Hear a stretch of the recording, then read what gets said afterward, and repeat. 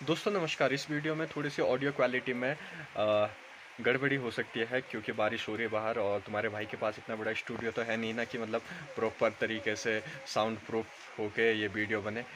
तो थोड़ी बहुत आवाज़ में ग्लिच हो सकता है, लेकिन वीडियो आप एंड तक ज़रूर देखें। भोजपुरी म्यूजिक इंडस्ट्री वाले हमेशा ही अपने गानों के लिरिक्स को लेकर विवादों में चर्चाओं में रहे हैं। वो क्या है कि भोजपुरी म्यूजिक इंडस्ट्री वाले खाली अपने दोनों टांगों के बीच से सोचते हैं, दोनों कानों के बीच से नहीं। म्यूजिक के नाम पर बवासीर परोस रहे कुछ भोजपुरी सिंगर्स एक बार फिर अपने लिरिक्स को लेकर विवादों में हैं। वैसे विवादों में रहना इन सिंगर्स के लिए कोई नई बात नहीं है, लेकिन इस बार विवाद गाने के साथ साथ इन सिंगर्स के आपसी झगड़े का है। इन सिंगर्स यानी कि पंकज सिंह और खेसारी लाल यादव के आपसी झगड़े के बीच चीरहरण हो रहा है कीर्ति यादव का। नमस्कार दोस्तों, मैं कमल पिमोली, स्वागत है आपका मेरे यूट्यूब चैनल में।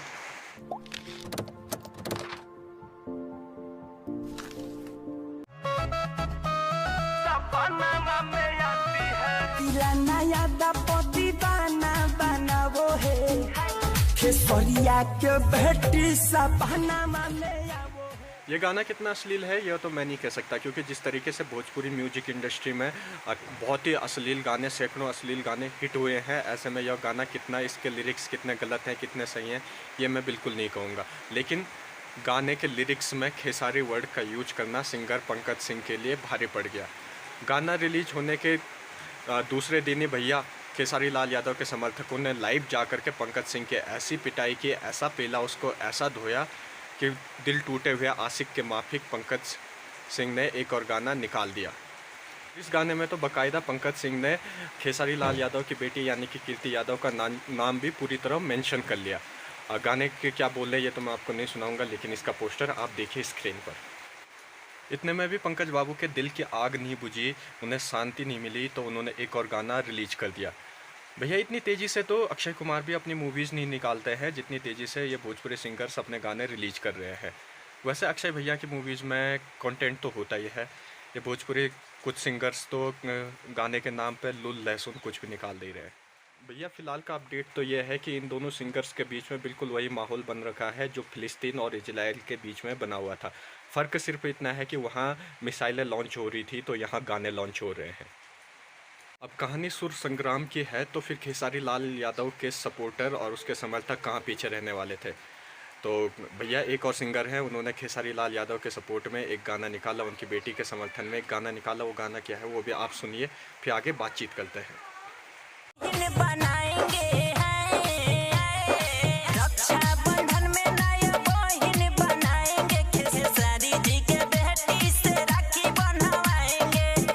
कहानी कीर्ति यादव से राखी बंधवाने तक ही रुक जाती तो सही था, लेकिन ये तो गैंग्स ऑफ वासेपुर की धरती है ना भैया, तो यहाँ जब तक माँ बहन एक नहीं की जाएगी तब तक कहाँ रुकने वाले हैं अपने सुल्तान भैया।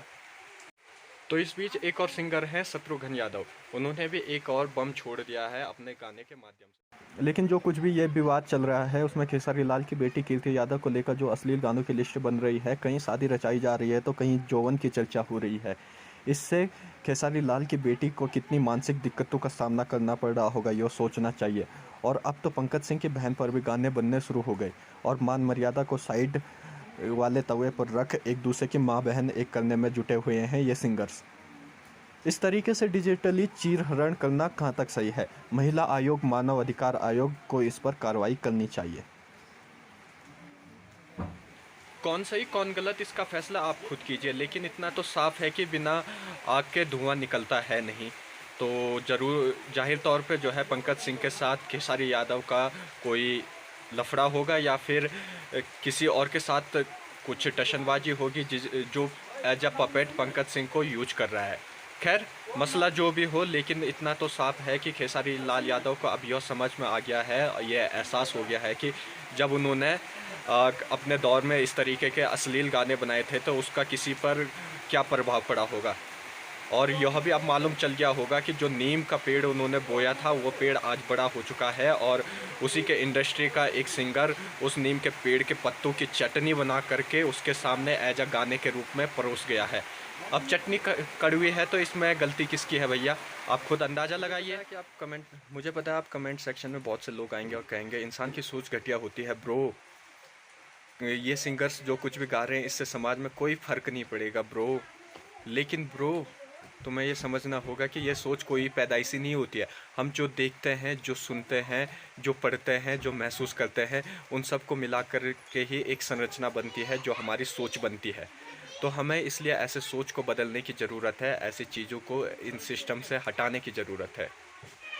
इसलिए ऐसी चीज़ों को उखाड़ फेंकना ही बेहतर है। लेकिन मुझे मालूम है जब तक इनडायरेक्टली इस तरीके से रेप, सेक्सुअल हरेसमेंट की ब्रांडिंग चल रही है, इन्हें रोकना बहुत मुश्किल है। क्योंकि जब तक आप और हम ये सब देखना सुनना बंद नहीं कर देते, जब तक ये सिंगर्स हमें ये सब दिखाना बंद नहीं कर देते, और जब तक कुछ चुनिंदा लोग अपने फ़ायदे के लिए इन चीज़ों की ब्रांडिंग करना बंद नहीं कर देते, तब तक ये सब ऐसे ही चलता रहेगा और हमारे समाज में इस तरीके की प्रवृत्ति बढ़ती रहेगी और इस तरीके के गाने रिलीज होते रहेंगे।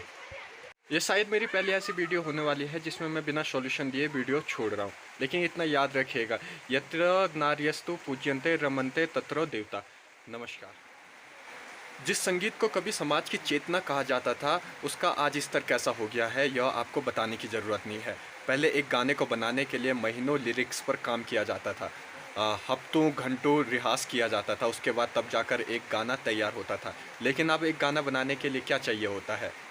कुछ वाहियात लाइनें, थोड़ा तड़कता फड़कता म्यूजिक और 2-4 आइटम गर्ल्स, बस बन गया म्यूजिक, तैयार हो गया, बन गया गाना और अब मचेगा बवाल।